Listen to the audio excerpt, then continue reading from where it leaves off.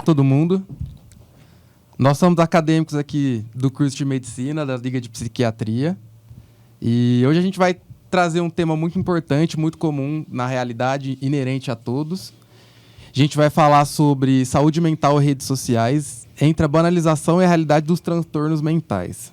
E hoje, para conversar sobre esse tema, a gente trouxe a doutora e psiquiatra Carolina Marçal, que é especialista em infância e adolescência. E para começar a falar um pouco sobre esse assunto, quando a gente fala sobre rede social e essa questão de banalização, qual que é a primeira associação que vem na sua mente? Bom, vamos lá, né? É um prazer estar aqui com vocês, sempre, né? Conversando sobre tudo. E acho que essa questão de rede social é muito importante hoje em dia. A gente nunca teve tanto acesso à internet, né? Mundialmente, nunca teve tantas redes sociais, mas, por outro lado, a gente nunca teve tantas pessoas solitárias. Tantos jovens sozinhos, com queixa de sintomas depressivos, ansiosos, e com tanta conexão, né? Então, é uma conexão muito real, mas, ao mesmo tempo, não tão eficaz. Então, acho que a primeira coisa que me vem na mente quando a gente fala de rede social e transtornos mentais é isso. E quando a gente... Nesses ambientes, a gente fala sobre saúde mental. Você acha que tem o mesmo impacto do que falar na realidade, num ambiente controlado? Ou é tudo a mesma coisa? Falar na rede social ou falar num ambiente acadêmico, falar de um psicólogo para o seu paciente é a mesma coisa? Não é a mesma coisa. Porque primeiro, quando você fala você com o seu paciente, é individualizado e específico para aquele paciente, para aquela vivência de vida que ele tem. Quando a gente fala nas redes sociais, na verdade, o grande risco é todo mundo é dono do saber de tudo. Né? Então, ninguém controla o que a pessoa vai falar. Então, acho que é uma coisa muito importante que a gente tem que ter uma noção de quem é aquela pessoa que está falando, qual a formação dela, ela é psicóloga, psiquiatra, é só um coach, é um técnico, a gente não sabe.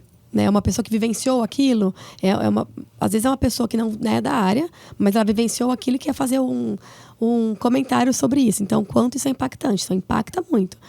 Porque se você está sofrendo, imagina, eu estou sofrendo, e aí eu pego alguma pessoa que falou que passou por aquilo e sobreviveu, mas falar, eu acho que não vou sobreviver. O quanto isso impacta de forma negativa. Ou, por outro lado, pode ser esperançoso também. Então, não é a mesma coisa. E, né, já puxando esse gancho, as redes sociais, elas vieram para ajudar a gente, em tese, a quebrar o tabu da saúde mental, mas, ao mesmo tempo, tem se produzido muitos conteúdos a respeito, principalmente da ansiedade e da depressão. Então, eu queria saber de você, doutora, até onde você acha que as redes sociais elas estão contribuindo para a gente quebrar o estigma que tem sobre os transtornos mentais, ou se a gente está mais banalizando do que ajudando nesse processo? Eu acho que a gente passou pelo processo de quebrar o estigma, sim, o que foi ótimo. Né? Então, eu sou um pouco mais velha que vocês, só um pouco, né? Brincadeira. Eu que tenho uma vivência maior, assim, que vocês, eu vejo que quando eu me formei médica, na minha turma de 88 alunos, saiu só eu de psiquiatra. Hoje a gente sabe que é uma das áreas mais procuradas. Então, assim, isso em questão de 19 anos. Então, quanto mudou? Então, sim, a gente quebrou uma barreira muito boa. A gente fala de saúde mental. Pós-pandemia, então, deu um boom muito grande. Então, onde você vai? Quando a gente falando, eu tô mais ansioso, fui procurar terapia, eu tô mais triste, as pessoas conversam sobre isso. A gente tá agora no mês de setembro, amarelo, falando sobre suicídio. Então, quanto isso é importante ser falado. Isso eu acho maravilhoso. Mas, por outro lado, tem banalização. Nem toda tristeza é depressão. Nem toda ansiedade é transtorno de ansiedade. Nem toda rigidez de comportamento e estereotipia é autismo. Nem toda desatenção é TDAH. Então, quanto que a gente tem que tomar cuidado também para isso? E procurar ajuda se você achar que você tem algum sintoma, né? E ligado a isso, é justamente a parte do autodiagnóstico. Você acha que, na sua opinião, piorou muito mais a questão desse autodiagnóstico depois desse boom da saúde mental nas redes sociais? Aumentou, com certeza. Aumentou muito. Né? Eu não consigo falar por questões de ciência, né? Não tem nenhum artigo científico falando sobre isso, mas o que eu vejo na prática, sim, é que aumentou muito. A gente tem visto isso cada vez mais nos congressos, também se fala muito isso. E o quanto isso é ruim, porque banaliza a pessoa que sofre daquilo de realidade, porque a gente sabe que transtornos mentais causam um sofrimento impactante na vida da pessoa. Não é uma coisa assim, eu vou ali, né, vou e resolvo e pronto, né? Tipo, tiro uma verruga e fico bem. Não é isso. É muito impactante para o paciente, para a família e para todo ao redor. Então, banaliza quem sofre de realidade e a pessoa fica se justificando as suas falhas por uma coisa que não é real. Então, sim, tem uma banalização, é muito ruim isso. Doutora, e o uso intenso das redes sociais pode agravar quadros de ansiedade, depressão? Porque, assim, na pandemia, acho que foi um grande escape, né? As Sim. redes sociais. Mas hoje em dia, que já voltou, já estabeleceu tudo ao normal, tá agravando mais? Ainda não sei, eu não estudo que fala agrava. Tipo, você ficar mais do que tantas horas agrava. O que a gente sabe é que para crianças pequenas, sim, não é permitido. Então, a Sociedade Brasileira de Pediatria tem determinado quantas horas é indicado para cada faixa etária. Então, nos primeiros 3 anos de vida é indicado 0 e assim vai aumentando gradativamente. Mas hoje, os adolescentes, os jovens ficam de 3 a 4 horas, pelo menos, por dia. Pensar um adolescente que vai para a escola, que tem os cursos, tem estudos. Então, 3 horas é muita coisa. Né? Não é que ele fica só 3 horas por dia. De 3 a 4 horas por dia, pensar numa vida que ele fica 5, 6 horas na escola, mais os cursos, então é bastante tempo. O que a gente sabe é que existem grupos de risco, né? Então, grupos. Crianças de 10 a 13 anos estão numa fase de formação cerebral mais intensa, então atrapalha, porque altera o ciclo do sono, então o ciclo circadiano confunde. Meninas também são muito mais sério, um grupo de risco importante, porque questão da cobrança social e a cobrança de beleza, né? Muito grande. Então, os padrões estéticos e reais. Porque é irreal, né? Aqueles filtros que tem, aquela magreza que tem, isso é irreal. Então, as meninas também é um grupo mais de risco. Jovens já com transtornos mentais prévios também é um grupo de risco em ficar exposto excessivamente à rede social, porque fica assim, poxa, banaliza o que eu estou sentindo, então todo mundo consegue fazer e eu não consigo, sendo que todo mundo que está ali, entre aspas, tem o mesmo transtorno que eu. Então acaba banalizando isso também. E vítima de cyberbullying, sabe que está aumentando o cyberbullying de forma significativa, que o cyberbullying tem o mesmo impacto de um bullying presencial. Mas as redes sociais também pode ser uma ferramenta de apoio, né? Sim. E acolhimento. Bastante. Porque você encontra um grupo que você se identifica. Então, isso é ótimo, porque daí faz sentido. Então, eu encontro aquele grupo que realmente é real e aí você acaba ficando sentindo pertencente a alguma coisa. E o que a Fernanda falou, né? Do autodiagnóstico. Foi você, né, que falou. Como que você lida no consultório com um paciente que já chega falando, eu tenho isso, eu vi na internet que eu tenho isso? É o mais comum, mas na verdade os pacientes não chegam falando eu vi na internet, né? É assim, eu vi no TikTok um fulano maravilhoso, você viu o fulano? Na rede digital. Isso quando eles falam, né? Porque às vezes vem já com diagnóstico, assim, eu brinco, né? Que eles decoram o DSM até melhor do que vocês, alunos, viu, gente? Vocês estão por baixo. E aí, vem já com sintomas já decorados, assim. Como que a gente lida? Todo transtorno psiquiátrico, eles têm uma história, né? A gente aprende na faculdade que as histórias das doenças, não é a primeira coisa que vocês aprendem para colher anamnese? Sim. Então, tem toda essa história. E aí, o paciente perde isso. Não são só sintomas, são toda essa história, né? Então, principalmente falando de transtorno do espectro autista, transtorno do déficit de atenção e hiperatividade, são transtornos do neurodesenvolvimento. Então, tem desde a primeira infância, alterações, a depressão não começa de uma hora para outra. A ansiedade tem todo histórico também. Então, a gente vai desmistificando com o paciente para ele me contar essa história, para a gente conseguir entender se realmente é um transtorno ou se é um sofrimento por uma situação. Mas realmente é difícil. Já cheguei a pacientes não saírem satisfeitos porque não tem um diagnóstico ali, mas eles querem pertencer a algum grupo de diagnóstico. Doutora, e vamos lá. Hoje em dia é muito comum, né? Qualquer um que abre a sua rede social vai encontrar um relato de uma pessoa falando aconteceu tal situação comigo e o meu TDAH, o meu quadro depressivo, ele piorou, né? E a gente aqui falando sobre a banalização em si. Sobre esse conteúdo, você acha que ele é importante ou você acha que ele tem que ser descartado? Ou assim, qual a sua visão sobre ele? Tem um meio termo, tem que ter um filtro, ou a pessoa tem que se policiar, ou não, tira tudo isso não presta. Não tem como a gente tirar, né? Eu acho que a internet é um local de expressão criativa que é super importante, né? E os memes, é muito gostoso você ver os memes, então acho que é importante isso, mas depende como você... qual que é a sua maturidade de quem está assistindo, de quem está acessando. Então, vamos pensar assim, uma pré-adolescente dos seus 14, 15 anos, numa fase extremamente ansiogênica, que é natural dessa fase. Então, o corpo mudando, questões estéticas começando, as amigas diferentes com ela, uma namorando, outra não, outra brincando de boneca ainda, toda aquela situação que todo mundo vivencia na adolescência, que é normal. Aí ela pega um conteúdo que faz graça com o que ela está sentindo. O quanto isso vai ser impactante. Então, assim, é uma adolescente que tem uma família que vai conversar com ela, é uma jovem que tem amigas que vão escutar e vão acolher, é uma família que está atenta ao conteúdo que ela está assistindo ou não. É uma adolescente que vai pegar aquele conteúdo e vai ficar só com aquele mal-estar. Então, isso tudo são fatores que a gente tem que dar para a gente controlar. Então, a gente está falando de um uso menor, um uso sempre supervisionado, principalmente quando a gente fala de menor de idade, porque são cérebros que estão desenvolvendo, e a gente adulto já tem dificuldade, imagina os jovens, né? Sim. Então, essa supervisão é super importante mesmo. Então, não dá para falar para você, tira tal conteúdo ou não.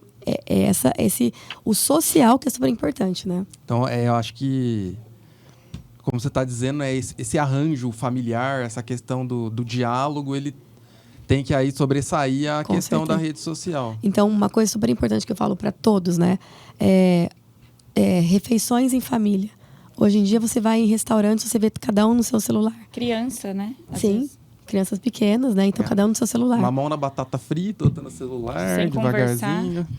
Então, assim, não tem o saborear a comida que não é feito, porque a criança tá ali vendo o celular e comendo sem sentir o sabor da comida, sem dando aquela informação para o cérebro que ela está ficando satisfeita. Então, isso também pode levar a uma questão de sobrepeso, obesidade.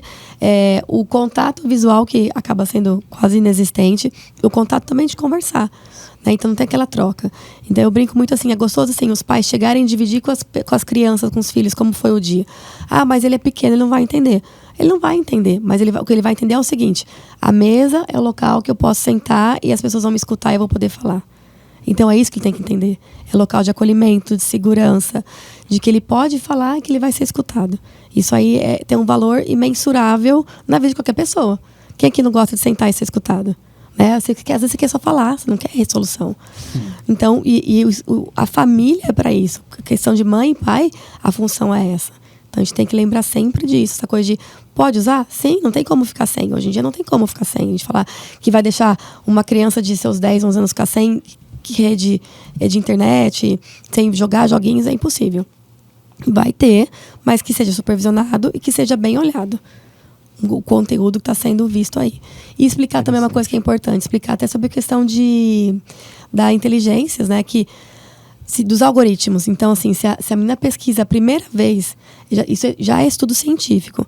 Meninos vão ver vão aparecer no feed deles coisas mais de violência. E das meninas, questões de beleza, de estética e real. Então, isso é fato. Isso só de você preencher lá no seu celular que você é um menino de 12 anos ou uma menina de 13 anos, vai aparecer no seu feed coisas diferentes. Então, quanto isso influencia, quanto está, né? E vão vir eu espero que vão vir leis, né? Que vão organizar isso melhor, porque hoje está muito solto. E a gente sabe que tem tido crimes por conta disso, né? De pedofilia virtual, de coisas bem sérias. Então, isso é importante que a gente tenha. Por isso, hoje, o que a gente tem que fazer essas questões familiares aí. Doutora, a gente é de uma geração aqui que a gente cresceu sem toda essa conexão, né? A gente aqui é um pouquinho mais novo, a gente tinha um pouquinho, mas assim, era algo que estava começando. Sim. A gente não ficava muito naquela questão muito da tela. E eu perguntar assim, na sua prática, você acha que essa questão do algoritmo, todo esse conteúdo sem filtro, ele tem influenciado a percepção das crianças sobre o mundo? Por exemplo, a criança está lá na rede social, a menina. E aí ela entra, tem todo aquele conteúdo, a questão do padrão de beleza, porque assim, o conteúdo ele não é filtrado, né? Então assim, ela vê o conteúdo que tanto quanto infantil, o próximo vídeo que ela vê um vídeo que é destinado para outros públicos, mas o algoritmo entende, ela tá falando sobre moda, ela vai curtir coisas sobre moda. Você acha que isso tem influenciado muito a visão de mundo das crianças sobre a realidade em si? Você acha que tá ficando deturpado? Você acha que uma desconexão, assim, fora da realidade, entendeu? O que acontece é que é tudo muito rápido, né? Então, assim, eles não têm aquela coisa, a questão de espera. Isso, assim, a geração de vocês já tem um pouco. Pensar assim, a minha geração, é que eu sempre brinco. Para buscar um artigo científico na minha de faculdade, eu tinha que solicitar na Bireme em São Paulo, ir até em São Paulo depois de uma semana buscar, enfim. Hoje, no celular, vocês pegam um artigo científico. Então, já é diferente. Então, vocês imaginam crescer nisso, essa velocidade. Então, isso dá espera, né? Então, assim, não tem, hoje não dá para comprar. Não, mas pede na internet. Eles têm essa coisa da rapidez. É muito mais rápido. Não tem aquela coisa de vou esperar um dia especial para ganhar aquela coisa. Não, hoje com a internet você tem acesso a tudo, né? Eles têm acesso a questões mais rápido, então acaba tendo um amadurecimento às vezes um pouco mais rápido, mas nem sempre eles estão prontos biologicamente para isso, né? Então, pega informações, então às vezes causa ansiedade, sim, né? Pode gerar ansiedade ver algum conteúdo que não é próprio para aquela faixa etária. Então, eu sempre faço um desenho para minhas crianças, assim. Olha, seu cérebro, se assistir uma coisa que está fora desse desenho, vai causar transtornos, ansiedade, medo, não vai conseguir mais ficar sozinho, porque o seu cérebro não está pronto para receber. Então, conteúdo de 19 anos para uma criança de 14 é tenso, né? Depois o cérebro está preparado, ele vai receber bem aquele conteúdo, mas gera medo e ansiedade, assim. Então, acaba alterando por conta disso. Né? Mas não sei se é a visão do mundo, mas é uma visão muito mais rápida. Dá uma acelerada no processo. Uma visão rápida. Desenvolvimento fica...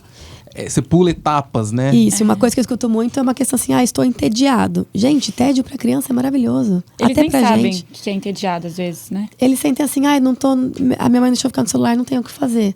Gente, tédio é ótimo para criatividade. Você vai ficar lá olhando pro teto e vai pensar que você pode pegar um milho e fazer um bonequinho, vai fazer alguma outra coisa, né? O tédio faz parte da vida e do crescimento de todo mundo. Não, eu sempre falo isso, eu tenho meus priminhos e aí eu falo, eu não vejo mais as crianças brincando assim, vamos montar uma casinha, vamos pegar a panela e fingir que tá cozinhando. Eu não vejo mais isso, essa criatividade, sabe? É assim, vou brincar de ser blogueira, vou brincar de que tô me maquiando na câmera. Gravar dancinhas de TikTok. Gravar dancinha. E, doutora, você vê essas crianças sofrendo uma adultização? Sim. Por conta disso? Bastante. Porque, né, assim, é legal ser o TikTok, é legal ser o YouTuber, né? Uhum. E aí, essa coisa da conquista, né? Não, eu vou ser youtuber, eu vou ser super rico. Ok, torço pra isso, não é? Mas assim, tem toda uma conquista pra você ser o youtuber famoso. Não é uma questão que você vai acordar, vai gravar um vídeo e ficar famoso. Tem toda uma conquista, né? Tem uma dedicação, um trabalho por trás, mas isso. assim... O treino, né? A criança então, assim, não tem... Então, você tem que ensinar isso. Então, por que eu vou pra escola todos os dias? Porque eu tenho que aprender todos os dias, eu tenho que fazer a repetição todos os dias. E aí, com o tempo, eu vou tirando minhas notas, eu vou conquistando, vou sendo bom aluno, eu posso escolher a faculdade, enfim, ou não faculdade, vou fazer YouTube, mas eu tenho essa conquista diária, né? Então, isso de esperar o dia certo para ganhar brinquedo, esperar uma data especial, isso são as conquistas que tem que ser sempre lembrada, porque hoje é rápido. Hoje o acesso é fácil. Né? Então, e aí acaba banalizando, e aí vem as transtornos de ansiedade, por quê? Porque eu não consegui para ontem. Mas tudo bem não ter conseguido para ontem, isso não te faz menos por conta disso, né? Doutora, eu queria que você explicasse um pouco, porque assim, hoje em dia, por conta da internet, todo mundo eu tenho ansiedade. Só que a ansiedade também, ela é um sentimento, assim, que todo mundo vai ter antes de algo, né? Queria que você explicasse essa diferença. A ansiedade é uma emoção. Ok, faz parte, né? Assim como a tristeza também é uma emoção que faz parte, a alegria, tudo aquele do divertidamente, né? O tédio também. Então, até a ansiedade, o tédio, então assim, a ansiedade ela faz parte. Qual que é a diferença da ansiedade comum que a gente sente? Assim, eu tenho uma prova amanhã, eu vou ficar ansiosa. Né? Então hoje, antes de vir pra cá, tava todo mundo um pouco ansioso antes de começar a gravar. Isso faz parte, porque a ansiedade protege a gente. Quando a gente vivia lá nas terras, na pré-história, a ansiedade protegia a gente de não ser comido pelo leão. Então foi se criando mecanismos de casa, estrutura para você se proteger do bicho, não te comer e você não morrer. Então, a ansiedade natural protege a gente. Qual que é a diferença dessa ansiedade para o transtorno de ansiedade? O transtorno de ansiedade, ele te bloqueia. Então, você não consegue fazer mais nada, porque você fica sempre sofrendo com o que vai acontecer o seguinte. Então, nossa, eu não consigo ir para a faculdade hoje, porque se eu for, vai acontecer algum acidente no caminho. E aí você já começa a sofrer como se estivesse sofrendo aquele acidente. E aí você começa a ter falta de ar, dor de barriga, dor de cabeça, e ela vai te bloqueando, e você não consegue fazer nada além daquilo. Você fica sofrendo com aquela situação que nem aconteceu. Né? Com uma situação catastrófica que acabou o mundo. Então eu brinco, é como se você colocasse o zoom no problema. O problema existe, não é que ele deixe de existir. Mas você pôr um zoom numa formiga. Zoom. nossa, é um bicho enorme que vai me matar, vai matar minha família, vai acabar com o mundo, não tem mais o que fazer, você começa já a hiperventilar, não consigo... Aí você tira o zoom, é uma formiga. Aí você fala, mas eu tenho pavor de formiga. Tudo bem, mas você tem um caminho de cá, de lá, você tem diversos caminhos que você pode viver muito bem com essa formiga. Ou simplesmente sai correndo pro outro lado e a formiga vai ficar ali. Então, esse é o transtorno de ansiedade, é o zoom da situação. E você não conseguir fazer nada além, porque você fica muito naquela situação. Então, essa é a grande diferença, né? Então, sintomas de desatenção também não são TDAH. Né? Para ter um transtorno de déficit de atenção e hiperatividade, tem outros conjuntos de sintomas que não é só desatenção. Sim. Então, desatento, a gente é desatento. A gente esquece uma coisa ou outra. Porque a gente está num mundo que tem muita coisa ao mesmo tempo. Então, isso não te faz ter um TDAH. Ficar triste. Fiquei triste porque alguém faleceu. Fiquei triste que eu fui mal na prova. Fiquei triste porque eu levei uma super bronca. Ok, também. Não está deprimido por isso. Então, a gente tem que entender que as frustrações fazem parte. E nem toda frustração é um transtorno psiquiátrico. Sim. Doutora, e essa questão, você tocou agora na questão do TDAH, e é um transtorno hoje que ele é muito gourmetizado, vamos dizer assim, né? Sim. Então, todo mundo tem TDAH, todo mundo fala de TDAH, ai, meu TDAH atacou, enfim. Eu falei um pouquinho mais cedo aqui de geração, e eu percebo que a minha mesmo já tem dificuldade de manter a atenção nas coisas muito tempo. E quando você olha, né, eu olhando de fora, não tem muita prática clínica, mas você olha para as próximas gerações das minhas, né, pessoal que tem aí entre 5 e 10, 12 anos, eu percebo que possivelmente eles têm mais dificuldade ainda. Você acha que isso também está relacionado com a quantidade de uso de tela, de redes sociais e a introdução precoce, ou é uma questão do mundo inteiro em si? É uma questão, sim, tem questão com as redes sociais. Hoje, a geração de vocês não assiste vídeo de mais de 3 minutos. Então, dificilmente o grupo de seus colegas vão assistir esse podcast até o final. Já deu mais de 3 minutos. E as gerações, provavelmente, seguintes, vêm menos ainda. Então, isso já é comprovado cientificamente. Então, 3 minutos já é assim... Nossa, que vídeo longo, tem 3 minutos, né? Então, é uma questão disso, de tempo de espera, que não foi trabalhado, porque é tudo muito rápido. Então, não é o TDAH isso. É só uma questão comportamental da geração. E você acha que, assim... isso, as pessoas confundem muito isso com TDAH. Mas você acha que a incidência em si tem aumentado ou são coisas totalmente desconexas? A incidência do TDAH ela não aumentou nos últimos anos. Tá? A gente vai ver a prevalência dela de 30 anos atrás é a mesma. O que acontece é que tem sido melhor tratado, melhor identificado e melhor tratado. Diferente do autismo, que sim aumentou a incidência de forma significativa nos últimos anos. Então, o TDAH não, né? Ele tá estável, mas está bem diagnosticado. Né? Melhor diagnosticado também. Então, não aumentou. Então, se elas não aumentam o TDAH, mas podem aumentar ansiedade, sintomas de depressão, sintomas de fobia social em pessoas mais de risco, em grupos mais de risco. E sem uma estrutura social e familiar bem organizada.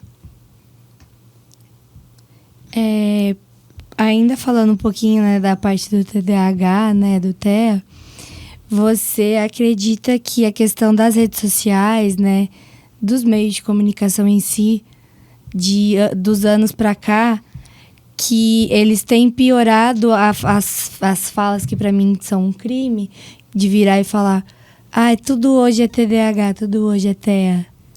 Você acredita que as redes sociais vieram contribuir ou ajudar para quebrar esse estigma? Difícil, né? Falar sobre isso, de saber se ajudaram ou pioraram, né? Eu acredito que ajudou e piorou. Então, é o que a gente está falando, banaliza. Então, quem realmente está no espectro autista, quem realmente tem TDAH, sabe o quanto é sofrido, o quanto é custoso. E, de repente, uma pessoa que teve uma vida com dificuldades, todo mundo tem dificuldades, mas que quer justificar as incapacidades dela com o diagnóstico, tipo, e aí isso quebra toda essa luta de famílias que sofreram por muito tempo, que sofrem por muito tempo, e sofrem em diversos ambientes, né? Ou então, né, ou pessoas que começou a procurar o diagnóstico e escutar, hoje todo mundo é TEA ou tem TDAH. Não, gente, não é todo mundo. Não tá falando que é 100% da população, em momento nenhum. Tem estudo nenhum falando sobre isso. Então, é muito sério. Então, assim, começou a perceber sintomas, é importante procurar ajuda, sim, Porque nem todo mundo é TEA, nem todo mundo é TDAH. Mas quando você está dentro desses transtornos, é importante cuidar de forma bem precoce para ter uma melhor evolução, né? Então, gente, para encerrar aqui, uma última pergunta, um último assunto. Doutora, você acha que as redes sociais, para finalizar falando sobre elas vêm, no futuro, você acha que elas vão entrar mais do lado positivo, ajudando, conscientizando, ou elas vão ficar mais nessa questão que a gente está tocando um pouquinho hoje, da crítica? O futuro da rede social sobre assuntos psiquiátricos e psicológicos é mais a crítica e menos a parte da conscientização, do compartilhamento. Eu não consigo falar para você qual vai ser o futuro, porque a gente está falando de seres humanos. O que eu gostaria de levar para esse podcast é que, assim, que a gente tem que usar de forma consciente. Então, todo o conteúdo que você for consumir, que você consiga investigar quem são essas pessoas que estão construindo esse conteúdo. Se tem algum artigo científico por trás disso, tem pessoas que estão na ciência atrás disso. Porque pegar o microfone e falar bonito, qualquer um pode fazer. E são os que mais vendem, né? Infelizmente. Então, assim, a gente tem essa crítica de analisar se o que eu estou assistindo, o que eu estou consumindo vai ser benéfico ou não. Eu espero que as pessoas sejam mais críticas em relação a isso. E aí, consequentemente, os conteúdos negativos vão acabar sendo menos vistos e menos divulgados e sem tantos views. Que é o que acontece hoje. A gente sabe que não é bem assim. Então, isso é uma coisa muito importante. E sempre lembrar que as redes sociais não substituem conexões reais, né? Isso é muito mais gostoso. Então, você tomar um café com seu colega é muito mais gostoso você ficar trocando mensagem no WhatsApp ou ficar no Instagram vendo feeds e feeds de pessoas desconhecidas. Porque aquilo não é real. Com certeza. Né? Ou é real, mas é uma foto, não é um filme. Né? Sim. Isso. Doutora, e falamos muito sobre as crianças também, né? Qual mensagem você deixaria para os pais dessas crianças, assim, para o futuro delas em relação à saúde mental e às redes sociais? O que é bom a gente lembrar de criança, que é um cérebro que está em desenvolvimento. Então, quanto mais estímulo ele tiver em diversas áreas, melhor para ele se desenvolver. Ficar descalço no chão, comer terra, brincar no parquinho, brincar com os amigos, usar tela de vez em quando. Então, quanto mais estímulos, melhor. Então, um único estímulo não vai ser o suficiente. É que nem você ir para academia e treinar só o braço direito. Seu braço direito vai ficar maravilhoso. Mas e o esquerdo? E as pernas? E o abdômen? Então, a gente precisa ter todo o conteúdo para ter o melhor desenvolvimento. Então, que tenha todo esse estímulo ao redor, não só na tela. Sim. Então, a gente agradece a atenção de todos. E principalmente a doutora Carolina Marçal e a gente da Liga também. Então, muito obrigado a todos. É isso, gente. Obrigada, gente. Obrigada. Obrigada.